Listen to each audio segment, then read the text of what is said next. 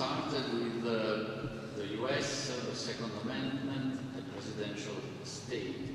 I submit that if euphoria is a presidential republic, which many of us used to consider the best system for active and effective and quick decisions, it would probably turn out to be impossible to put in place a national coalition as Olga was suggesting. Well, you have to put the coalition in place because the Patriotic Party is getting 70 seats. I'm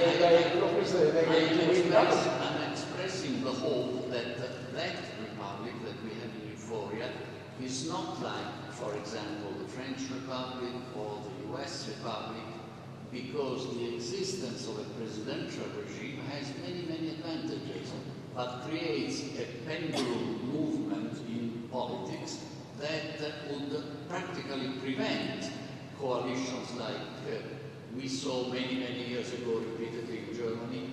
We even saw in distressed Italy save the country from a financial crisis. So the supposedly weaker form of government, which is a parliamentary democracy, may hand the country in emergency. It may, but I'm afraid the election, the Patriotic Party win a lot of seats. You have to be forced in the coalition, forced to hold the referendum that they want. Decide whether the Syrian refugees should be deported. Annika Savill in the Democracy Fund, and you are contemplating. Do you only give money to democracies? Do you ever give money to China or Saudi Arabia? We give money to democratic groups, not to governments, and that includes elite groups in China. What, human rights groups? You could call it that, but groups that hold governments accountable, most important. What is the connection between human rights and democracy? A lot of dictatorships respect human rights, a lot of democracies trespass on them. Well, I think democracy is having three elements. Elections, respect for rights, and the rule of law. Rights being things that limit governments.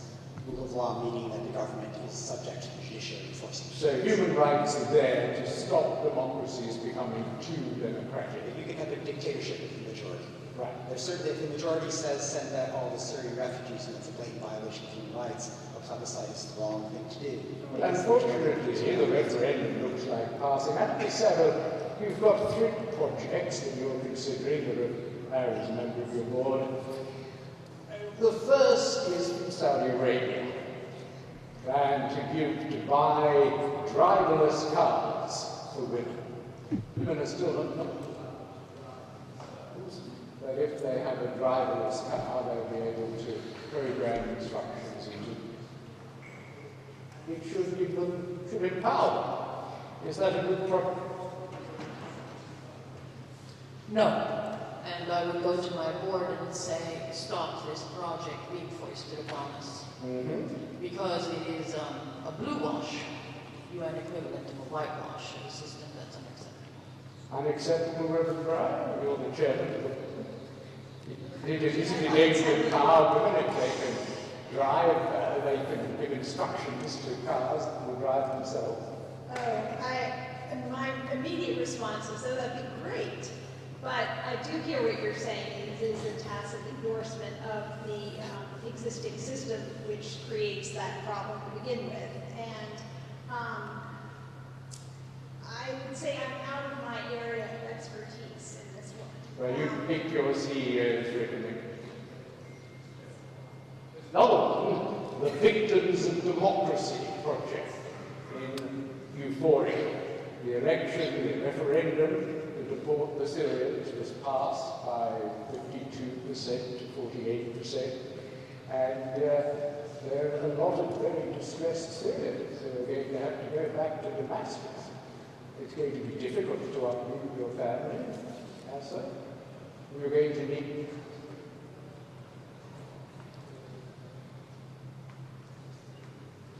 Yes, it's going to be difficult for your family.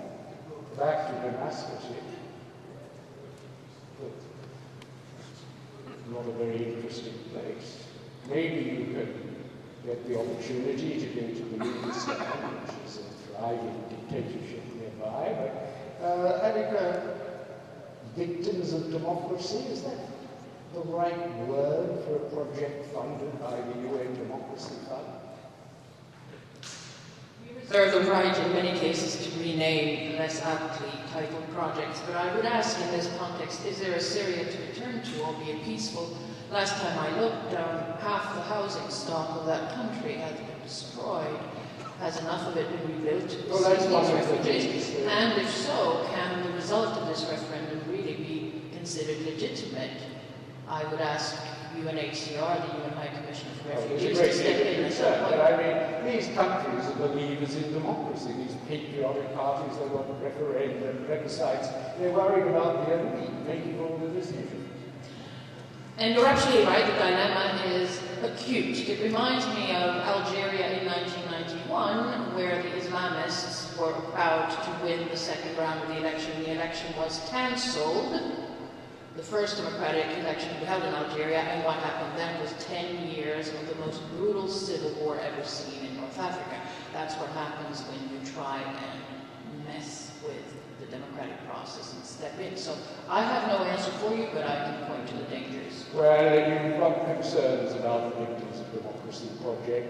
There's a perfect project for you, and the board decides to go with it. It's a battered women's hostel. Battered women's hostel in Baluchistan. Let me tell you a little about Baluchistan. It's a dictatorship, but a benign dictatorship. Its benign dictator is General Bulldozer. He has brought Baluchistan to great economic success. It's rather like Rwanda in 2016. He's got an 8% growth. He's got contracts, lots of investments, contracts overseen by the World Bank. Transparency International, Mr. Monti says that there's less corruption in Baluchistan than there is in Italy. That's what happens when you don't have politicians, isn't it? You don't have to ask him. Let me tell you a little about Baluchistan's importance. It has air bases that NATO desperately wants to use. It has a lot of investment. It has from America. It's so important to America at this junction, Ambassador, that they've relocated you from Euphoria. You're now the ambassador in Baluchistan. General, you present your credentials to General Bulldozer. He calls you in. He says, I want you to understand, Ambassador, that here in Baluchistan we regard democracy as the worst of all methods of government. It means that the stupid, the racist, the xenophobic, we all get to make government policy. Government policy, my government, is advised by the very finest American professors of economics from the top American universities. That's how I make my policy, and that's why we're thriving. Now, I want to repay this. I want to donate a chair in government to Trump University. Will you help me arrange that? You know, we are now 10 years into the Trump doctrine, and it's very well established. Yeah. And I can tell you, Mr. President, exactly what I told the people of Euphoria, which is that your laws are up to you to decide, and we are here to be a partner for economic development. Well, that's very good to hear, Ambassador. I want to create the chair of economics, maybe the Paul Krugman chair of fiscal literacy at Trump University. You'll arrange that, help me arrange that? Absolutely. My nephew actually wants to study at Trump University. He'll need a special Muslim visa. Well, that could be an issue for us. He'll have to, of course, go through the rudimentary test to make sure that he's a good one, as Mr. Trump likes to say, President Trump likes to say. But it's certainly something that we can consider and put on the table. It'll help. I got a little, you may have noticed there are little pockets of demonstrations of ignorant people against my regime, and my police have had to clamp down on them a bit. The problem is that we've never had them before, and we don't have any crowd control weapons. We don't have any CS gas or water cannon or rubber bullets. The danger is that without them, my police may be tempted to shoot. I was wondering whether, as a measure of humanitarian aid, America might give us some crowd control. You know, President Trump respects you and your strong leadership, so that is certainly on the table as well. Right, if you were a demonstrator making Sharansky and against General Bulldozer, you'd rather be gassed and shot, wouldn't you? I'd rather not know that the equipment which is used against me is American. So I really am very concerned. I'm really very concerned by the readiness of President Trump to help to every time in the world who is happy to be friend of the United States. Well, I suppose he's got a lot of investment. Google have been thrown out of Ireland like Amazon and Facebook. The EU has insisted that you don't avoid tax by staying there. And Google, Amazon and Facebook have gone to Belugistan, where they don't pay tax. It's just outside the EU. Would Google consider relocating to Belugistan? Nice beaches, good weather. No taxation without representation, says General Bulldozer. You don't have any representation here, so you don't have any tax. Highly unlikely that we would end up putting a headquarters in that country. We would even be reluctant to probably put personnel or an office. Oh, it's a very stable country. It has been for years, very pro-American. It has, I mean, there are millions of people who work in the fields for a minimum austerity wage, which is set by the International Monetary Fund, but it's pegged to the average wage in Greece, which has gone up slightly since the head of the International Monetary Fund went to jail. So it's a very perfectly nice country. That sounds terrific. There are a lot of other issues and factors we need to look at. Well, Kevlar, Human Rights Watch is, of course, present in Belugistan. We've been monitoring. Would we be a little disturbed at sending crowd control weapons? Well, if a government is not able to control its forces, subjected to the rule of law and rights standards, using lethal force, it's unlikely to do much better with non-lethal force. Look at India and Kashmir today. They're blinding people with pellet guns, non-lethal. But it's not very nice. Well, President Trump thinks it would be a good thing to invite General Bulldozer's special forces to train at West Point. He says we can't teach them democracy, but we can teach them human rights. Yeah, these training sessions where you send people to a nice classroom don't work when the lesson they learn as soon as they're back in the field is one of impunity for human rights violations. So the real lesson is one that the commanders set by enforcing rights. If that's not there, a nice little classroom's not going to make any difference. It's only going to give them a trip to West Point to legitimize them. You have been a little concerned at Human Rights Watch by the disappearance of a number of extremist preachers in Belugistan. They're preachers who have been trying to revive the beliefs of ISIS, and they just disappeared overnight. There have been 4 or 5 disappearances. You've accused General Bulldozer of running a death squad. Does that make any difference to your view on whether they should be welcomed? I wasn't for welcoming them in the first place, but if ISIS preachers are actually fomenting violence, I'm all for the prosecution. I'm not their disappearance. If you have the disappearances or the executions, you've got President Duterte.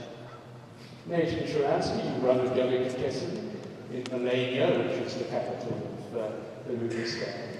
You did perfectly. Bulldozer's iron fist stopped any anti-Semitism until one of these extremist preachers started preaching in your neighborhood. And now you're getting a lot of anti-Semitism until the preacher disappeared overnight. Does that bother you? Yes, we know very well what happens when preachers with the most excellent speakers start disappearing, because they will be not the last ones are disappearing. And then we can reach also the left and the Jews and many others. But I want to say that I feel we are giving too much credit to President Trump. In fact, he continues very noble tradition of a number of American presidents who always saw in Saudi Arabia and Mubarak and other dictators their best friends. So what so will happen with Balochistan? Well, he's a very popular president. He'll probably get a fourth term. His doctor says he's got the best heart ever seen in a 78-year-old. Reverend Breyer, do you see these ISIS preachers as members of your faith, interfaith? I mean, they've got do they have any faith at all? No, they're nihilists. I mean, they are violent ideologues that bear no resemblance to a faith tradition of any kind, which by virtue of the world traditions are mostly characterized by, do unto others as you would have done to yourself. They do have beliefs. They do have beliefs in Well, so did communists,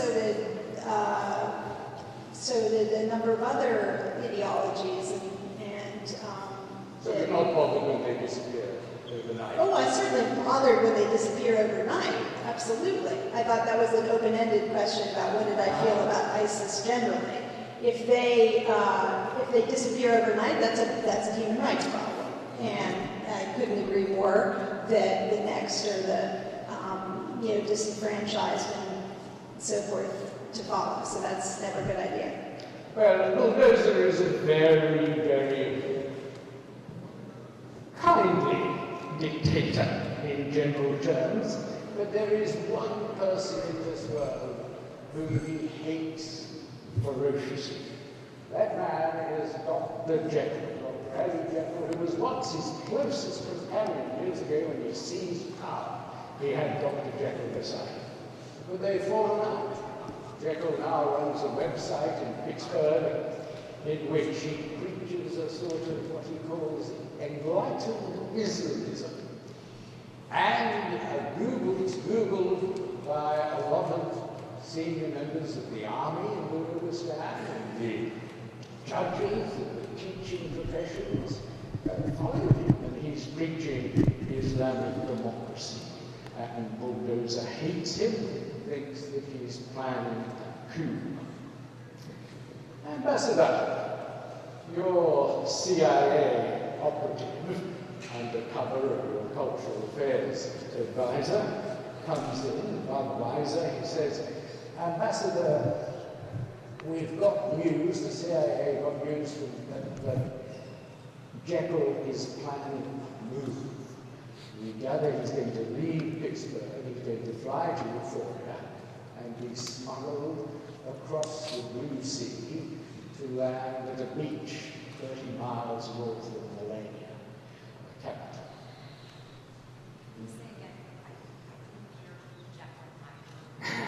Jekyll, Dr. Jekyll is the hated figure who's planning the coup in Baluchistan. Okay? And he's going to... The CIA has information that he's coming back. Look, I can certainly tell this officer that this is very important information that President Trump will be interested in hearing, because what we have learned in 12 years of the Trump doctrine, as he approaches his 90th birthday, is that stability is money for America. And so we don't want to see a destabilized situation. So we would stop it. You should know, Ambassador, that the CIA reckons that Jekyll is a genuine Democrat. He wants democracy, and we reckon he's got a 50% chance of success if the coup goes ahead.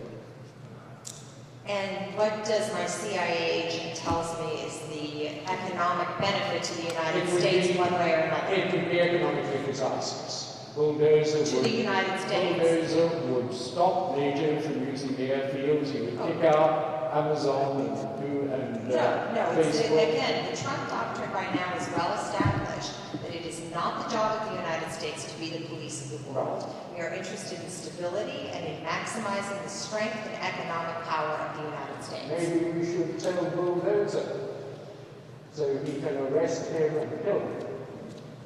Well, that wouldn't be the call of the U.S. ambassador to, where am I now? Kyrgyzstan. That's not your call.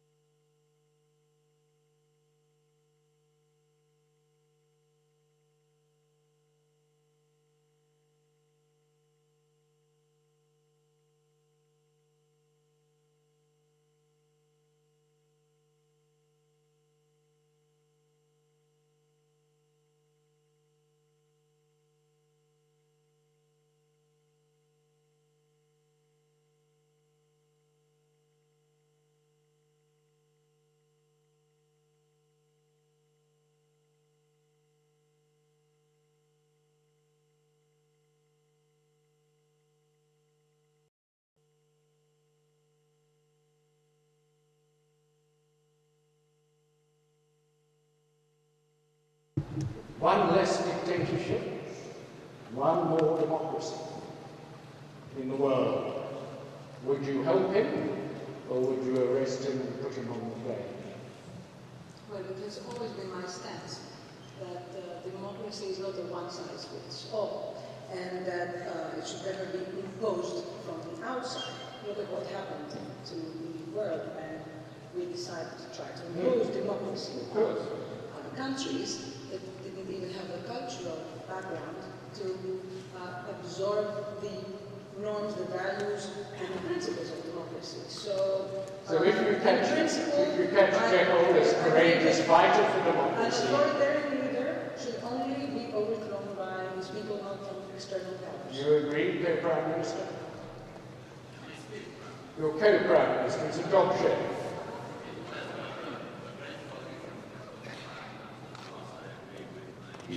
New colleague.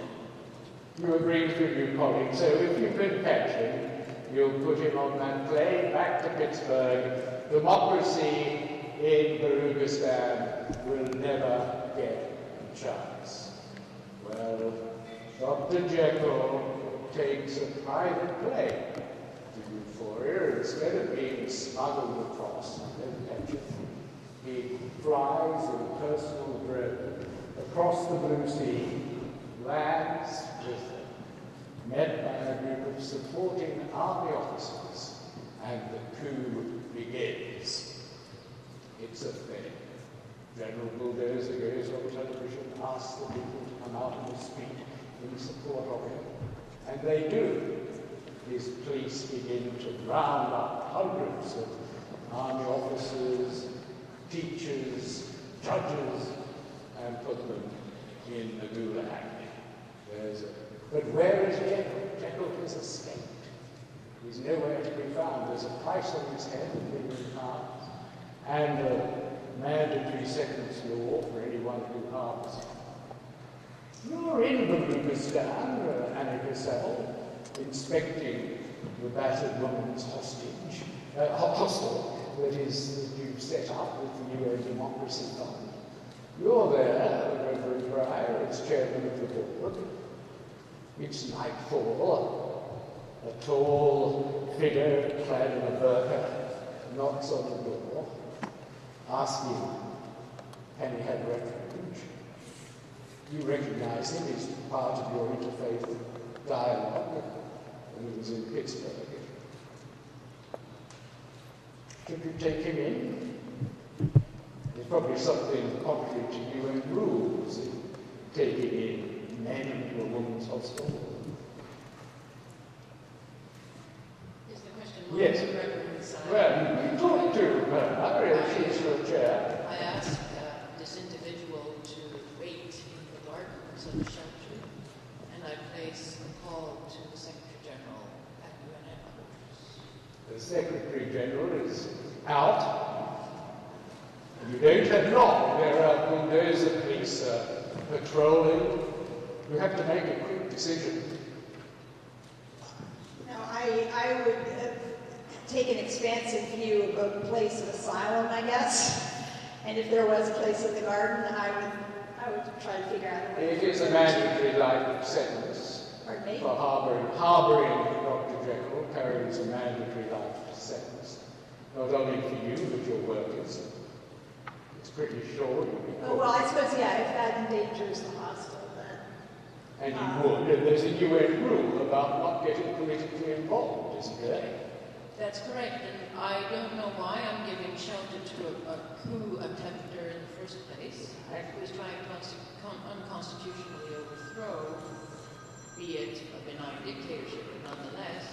So I have no compunction in telling him to go on his way. You tell him to go on his way. He says, sorry, sisters, I just thought that the UN Democracy Fund might possibly help a Democrat. I'll go and see the Jewish delicatessen next door, Mr. Sharansky. There's $1 million for you if you hand him over to the police, the reward. Or you could shelter him at the risk of going back to the gulag if they find out. Well, I was proposed much better price than $1 million, so I will not take it. And I don't understand why this hesitation about saving democracy. He tried to make a coup, not popular coup. He's not a Democrat, it's not a democratic attempt. It's not a problem of democracy, it's a problem whether you take $1 million for a man and risk your delicatessen. It's such a good question, delicatessen. Why should I risk? Why should you risk it? You hand him over and get the $1 million, or do you just tell him to go on his way? Yeah, I'll tell him to go. Go on his way. Well, next door is the Google headquarters. We won't have much luck there, will we? No. Well, the only other place in the street is an all-night chemist. What? An all-night chemist. Yes, Chalbo, you've relocated to Melania. Do you take him in, this refugee from dictatorship, tried to overturn the country in the name of democracy? You think not? Would you hand him over and get the reward? I don't believe him. You don't believe that? He says, look, I tried to overthrow a dictator. I tried my best. I risked my life for democracy. Now all my dreams of democratic Baluchistan are in shreds. My supporters are all in jail. If they catch me, they'll torture me viciously and then disembowel me. I notice you've got some cyanide pills on the wall of this chemist. Will you give me one? Let me have one. Euthanasia is legal in Baluchistan. I mean, it's mainly there for people who have terminal illnesses, but what greater need could someone have of a cyanide pill if they're about to be torn apart by torturers?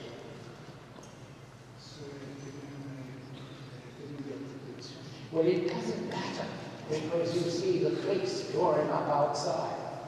He rushes down out your back door, through a long, long path, until he comes, he hits a high brick wall. He climbs up it and falls down the other side. On his head, he thinks he's concussed because he can see stars. But then he sees stripes as well. There in the dawn's early light, atop the big white building, lies the stars and stripes. The American flag is fallen into the garden of your embassy, Ambassador. Well, the Marine Guard who let him in, is in very big trouble. That's the problem. But we can't. Number one, he's an American president. He's a U.S. He's citizen. a Democrat, yes. Well, then we can't make him leave. Can't. He's actually there on a residence permit on the trip.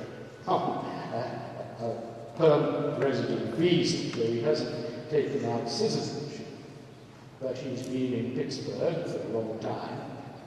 Oh, but he's not a U.S. citizen, so... That makes all the difference. Yes. He's a Democrat who's been killed if you hand him over. But they don't know he's yet there. I suppose you don't get instructions from Washington. Yes.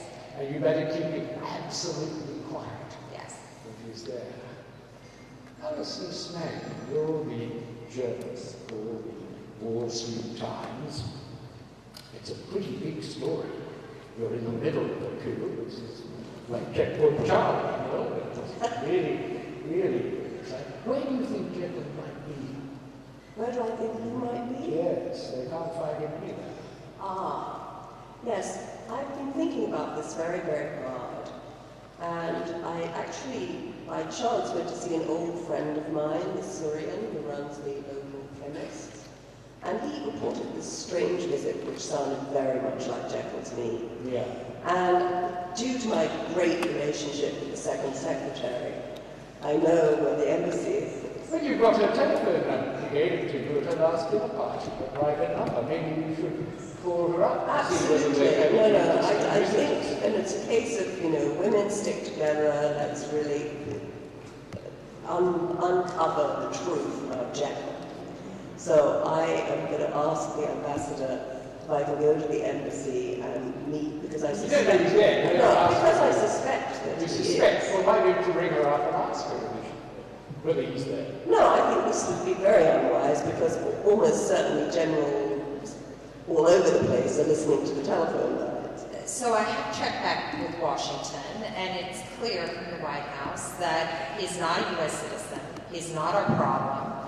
However, if you come and get him, maybe I don't see anything. But I can't give him any sort of protection. I could sit down in your embassy and conduct an exclusive interview with him, which would put his plight out in the world, which is the kind of openness that this country, which is a dictatorship, has been needing for some long time. It's under strict instructions to keep it secret. Well, but we're very good. President Trump has to decide. He's doing a deal at the moment, so he can't be disturbed. It's a deal with his fourth wife. I see. you get a call from your boyfriend. Remember? Yes, I remember. He says, don't tell anyone or my job will be on the line. But we've got Jekyll in the embassy. Yes. Do you write that story? Well, I think first of all I try to check around, because one source, however much I may trust this particular person, is probably He's not the second secretary in the American embassy. Why do you need to check Yes, around? but if he knows at the rank of second secretary, then there are plenty of other people who must know, and due to my many, many decades of reporting, I have extensive sources in the American diplomatic service. No, but he'll be sacked. He'll be probably Well, prosecuted. he's promised to actually give up diplomacy and marry me anyway. Well, you're a journalist. What's one boyfriend here or there? You've got a good story. You've got a great story. Yes. Hallelujah. Would you publish it? It will put Jekyll's life at risk. It will put Well, I at think risk. there are more considerations than just Jekyll's life. There's also the whole setup of the US Embassy and the entire wealth of this country to Western Alliance. But at the same time, it is clear that one of the major puzzles of this situation is where is Jekyll, and if I have the answer, it seems worth publishing, perhaps after certain precautions are taken. You'll send it to your newspaper, part of the Murdoch press. Alexis Papahelas, you've been, Murdoch is the Oracle, and you're the night editor now of the Wall Street Times. You've got this story, pretty important story, isn't it? I'll try to verify it, obviously. Well, the verification is that you get a call from President Trump. He says, I don't want this story published. It's very vital for American national security that you don't publish it at the moment. I'm doing a deal, secret deal with Bulldozer about this.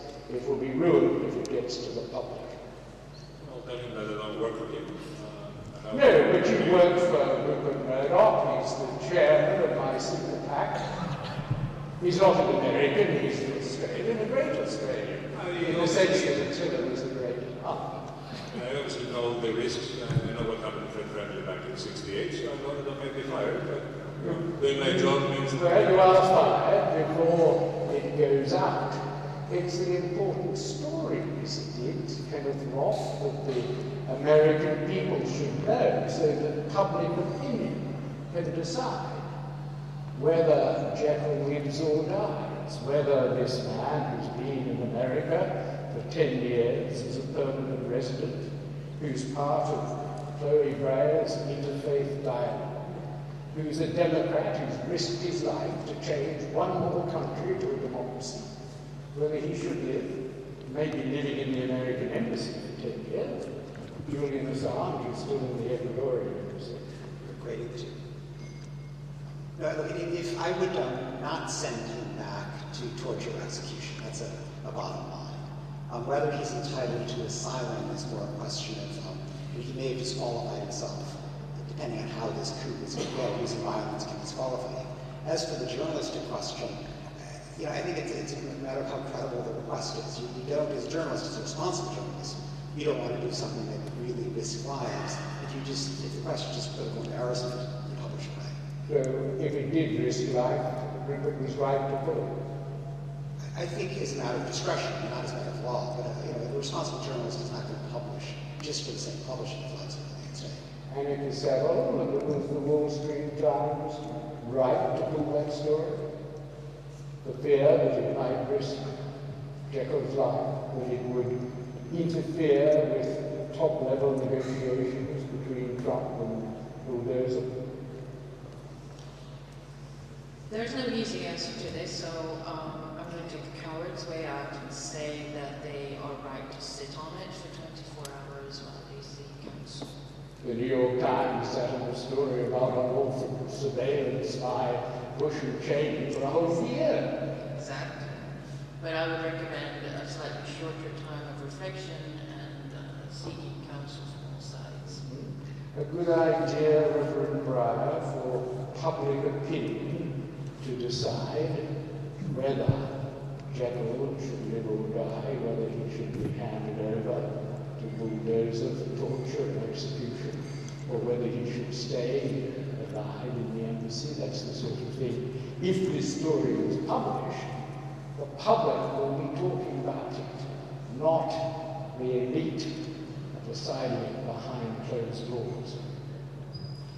Well, I guess I've always seen Dr. Jekyll as more of a dissident than a true, dictatorial rival. That's the reply to the last question, which I also realized wasn't totally accurate because I don't think it took into account the role of houses of worship as places of asylum, which wouldn't necessarily be accountable to the UN or to other types of laws. And if that women's shelter had, for example, been a cathedral, that would have been a whole other set of criteria that would have gone into it that perhaps might have lent itself to a sort of track 2 set of negotiations that might not have had to involve, heads of state and houses, and press as well. So. Well, if we leave it, if the story is published longer and it's left to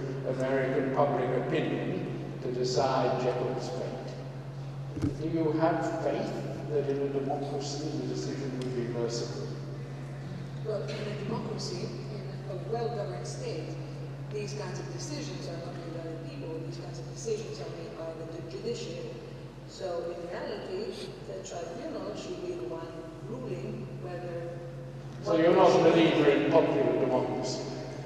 I suppose it was popular democracy that decided to execute Socrates. There you are, ladies and gentlemen, that's where we are. Will Jekyll be saved? Will public opinion swing in favor of this lonely Democrat who tried to make just one more country in the world a democracy? Or will it swing against the interests of American business, the interests of the NATO air base, in the interests of finance? Will it decide to throw Jekyll to the wolves? Well, tonight, Jekyll is sent by the bell, by the dinner bell that is ringing in the presidential house and summoning us all. But we can perhaps remember that it was Winston Churchill who said that democracy is the worst form of government except for all the others. He's right. Thank you all.